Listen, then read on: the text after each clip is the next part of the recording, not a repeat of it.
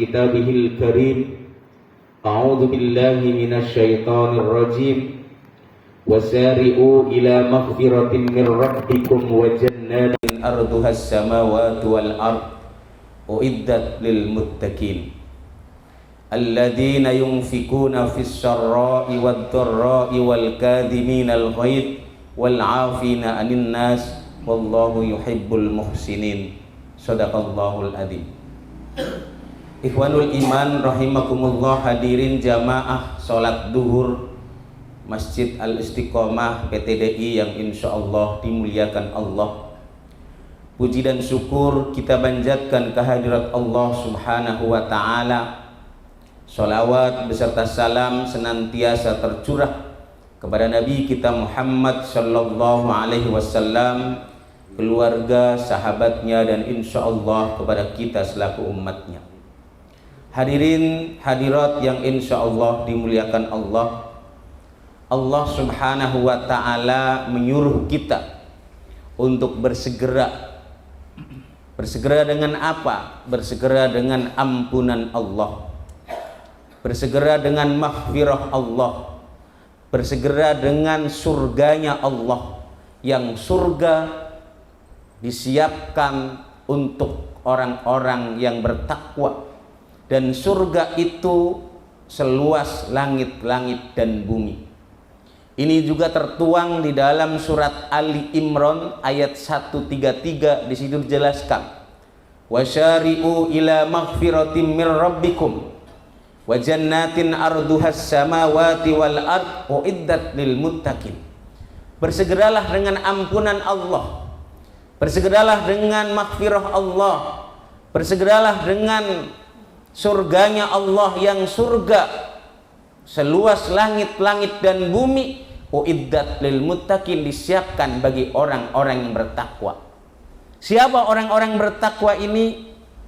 Dijelaskan di dalam ayat berikutnya, alladzina yunfikuna fis sarra'i wad dharra, yakni orang yang membelanjakan hartanya, orang yang menafkahkan hartanya di jalan Allah, baik dalam keadaan lapang maupun dalam keadaan sempit, baik dalam keadaan dia beruntung maupun dalam keadaan rugi, baik dengan secara sembunyi-sembunyi maupun dengan terang-terangan, baik itu diumumkan maupun tidak diumumkan. Kalau dia mungkin lagi dalam kesenangan, dalam mendapatkan keuntungan, dia bisa berinfak banyak. Tapi tak kala dia dalam keadaan pailit, dalam keadaan sempit, dalam keadaan rugi, dia tetap istiqomah juga. Itu prinsip daripada orang-orang yang beriman, yang akan disiapkan oleh Allah surga, yang surganya adalah seluas langit-langit dan bumi. Itu yang pertama. Lalu yang kedua adalah wal kadhiminal ghaid, orang yang mampu mengendalikan amarahnya tak kala dia marah. Kan susah kan ini. Kadangkala kalau kita marah itu tidak terkendali, akhirnya binatang-binatang ternak yang di Ragunan dikeluarkan semuanya. Yang lebih parahnya lagi, itu disematkan kepada anak-anak kita. Apalagi seorang tua ya, orang tua yang menyematkan anaknya itu dengan ya berbagai macam kata-kata yang kotor, kata-kata yang tidak baik. Itu marahnya orang tua juga, itu bagian daripada doa. Makanya tak kala anak-anak kita ini perilakunya seperti binatang, mohon maaf ya kan, itu bisa jadi kita kalau marah menyematkan anaknya begitu. Makanya orang beriman itu ya tadi, orang yang beriman itu yang akan mendapat surganya Allah, dia mampu mengendalikan amarahnya tak kala dia sedang marah. Apa kita boleh marah? Boleh. Tapi marahnya harus terkendali. Marahnya tak kala kita melihat kemungkaran-kemungkaran terjadi di tengah-tengah masyarakat kita, pembangkangan terhadap hukum dan aturan Allah, kita harus marah. Dan marahnya itu harus kita sampaikan kepada siapa? Kepada penguasa mungkin yang tidak memberikan regulasinya tentang itu tadi kemungkaran-kemungkaran, memberi kelonggaran terhadap kemungkaran-kemungkarannya. Itu boleh kita. Tetapi itu harus terkendali juga. Karena pada dasarnya begini, dalam hadis Nabi itu dijelaskan begini, orang yang terkuat itu bukan orang yang pandai bergulat. Tak kala dia menang, tak kala dia bergulat, dia selalu menang. Tak kala berantem, dia selalu menang.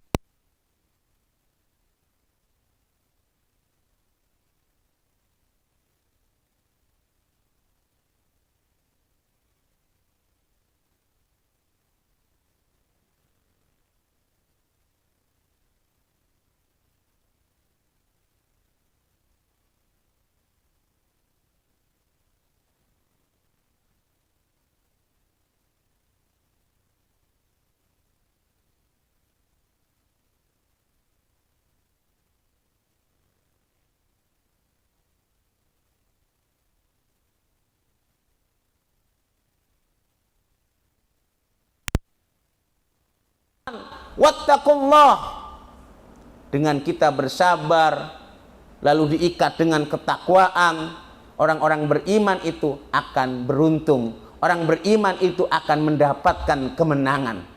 Maka dari itu sabar dalam Islam itu tidak ada batasnya. Maka tak kala kita mampu mengendalikan amarah, tak kala kita marah, maka Allah akan menyiapkan surga, yang surga itu seluas langit-langit dan bumi.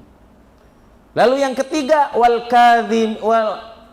kadhiminal ghaidh wal afina 'anil nas. Jadi orang yang mampu memberikan maaf,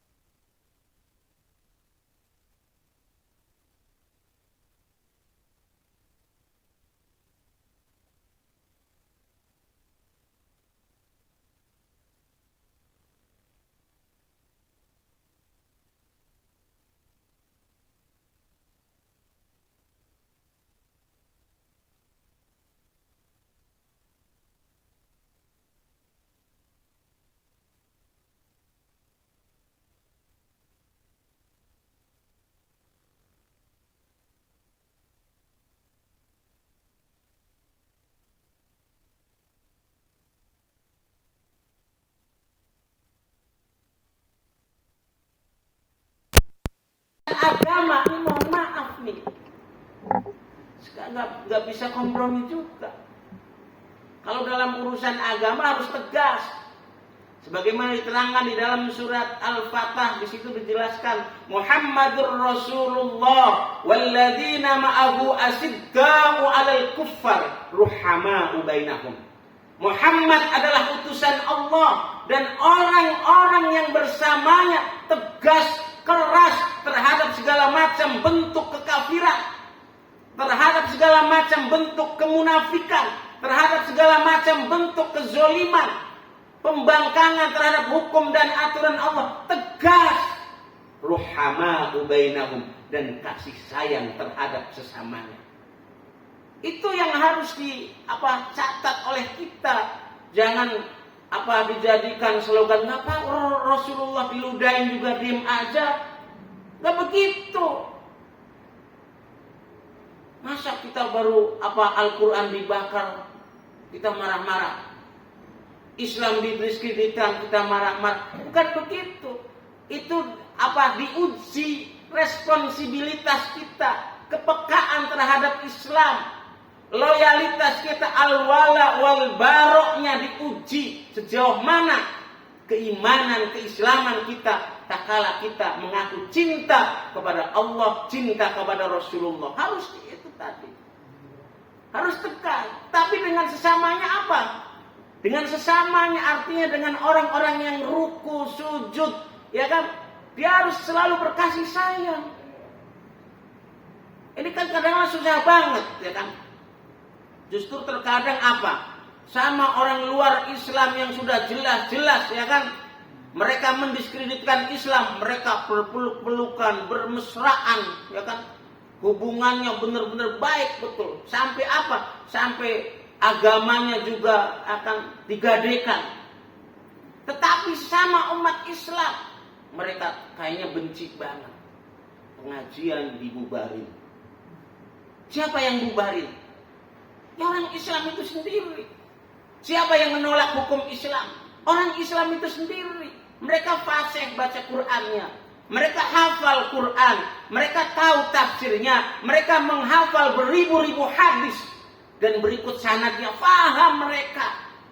Tetapi justru malah mereka gunakan bukan untuk memberdayakan, bukan untuk mengokohkan keberadaan Islam, tapi justru terkadang dijadikan untuk mendiskreditkan Islam. Makanya makalah Umar bin Khattab mengatakan begini, mayyahdinul Islam salasa, yang merusak Islam itu 3. Pertama, zalladul alim, tergelincirnya ulama, tapi masih diikuti walaupun ulama tersebut berada dalam kesesatan. Yang kedua, jidalul munafiki bil Quran, orang-orang munafik mendebat orang-orang yang berada di atas kebenaran dengan Quran.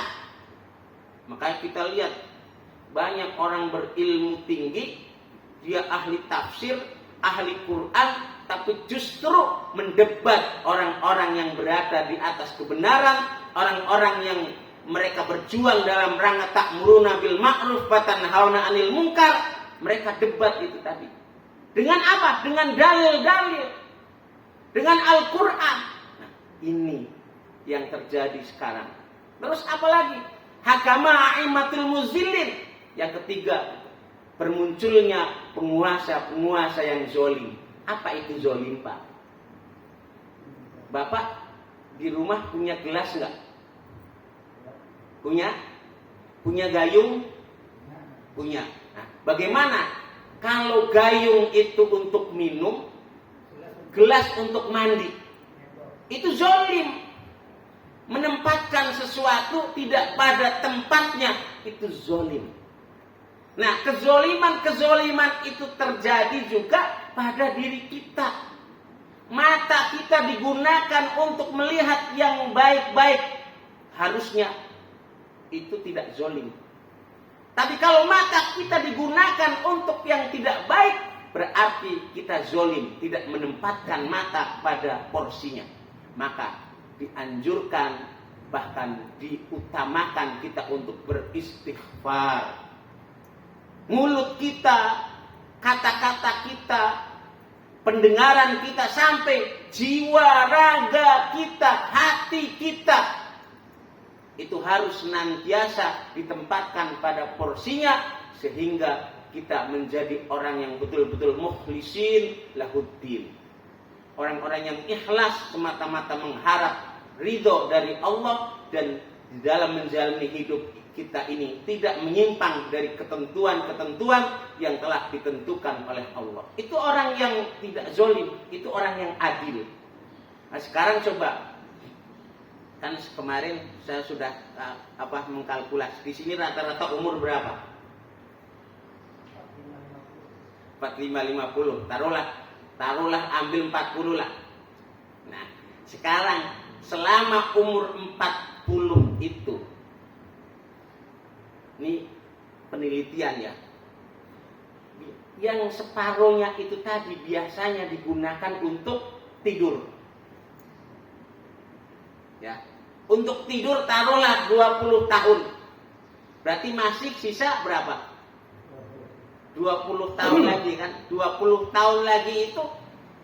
Nah, kita introspeksi diri sekarang ini, mumpung di bulan Rajab. Karena bulan puasa, bulan Ramadan itu akan datang itu diawalinya di bulan Rajab.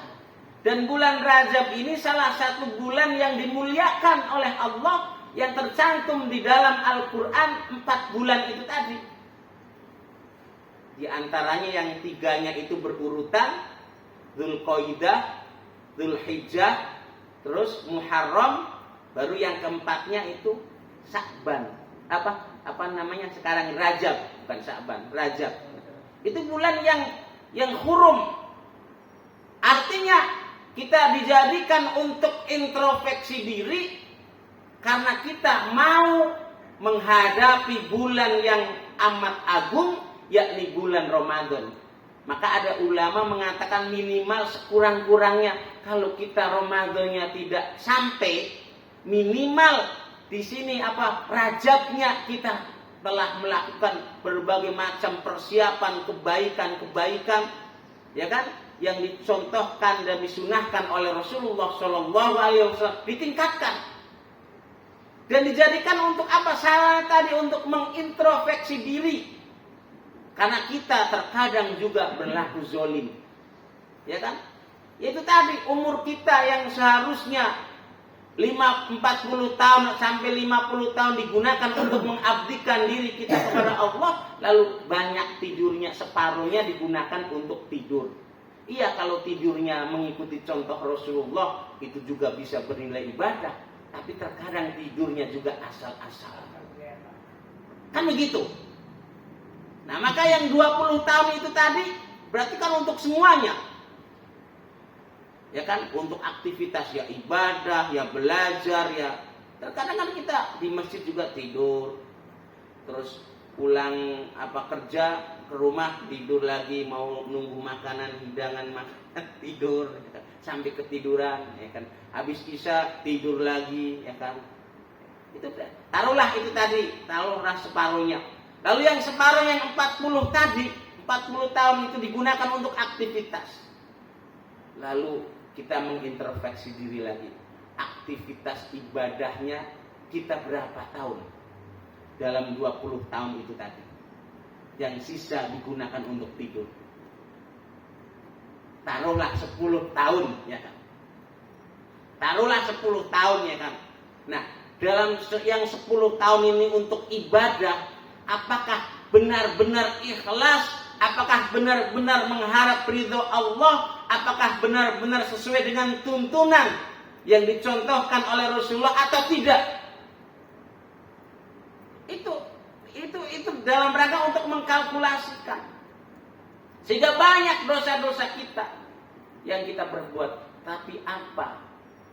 Tapi berkat rahman dan rahimnya Allah, Allah menurunkan tempat-tempat tertentu, waktu-waktu tertentu, tak kala kita berbuat dosa yang begitu banyak, maka di tempat-tempat tertentu, waktu-waktu yang telah ditentukan oleh Allah, dosa-dosa kita bisa diampuni oleh Allah Subhanahu wa taala.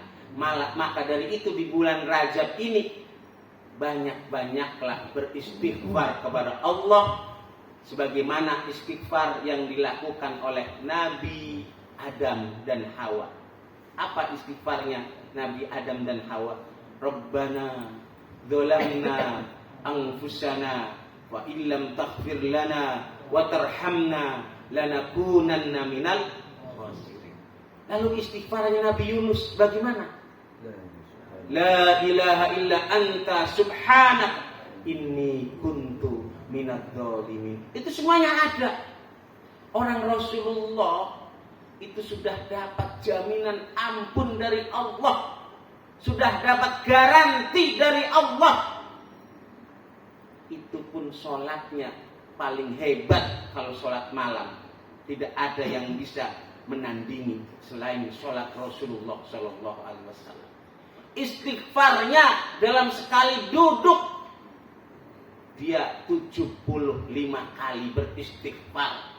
Itu orang pilihan, manusia pilihan yang sudah mendapat garansi dari Allah Subhanahu wa taala. Kita nabi bukan. Ya kan nabi bukan kan, kita kan udah gitu lahirnya di Indonesia. Jauh dari Arab, jauh dari Mekah. Ya kan, suruh istighfar aja enggak mau, belum dapat jaminan ampun dari Allah. Apa kita udah tahu dosa kita sudah diampuni atau tidak? Maka dari itu Rasulullah yang dosanya sudah diampuni, yang sudah dimaksum oleh Allah saja, sekali istighfar dia 75 kali.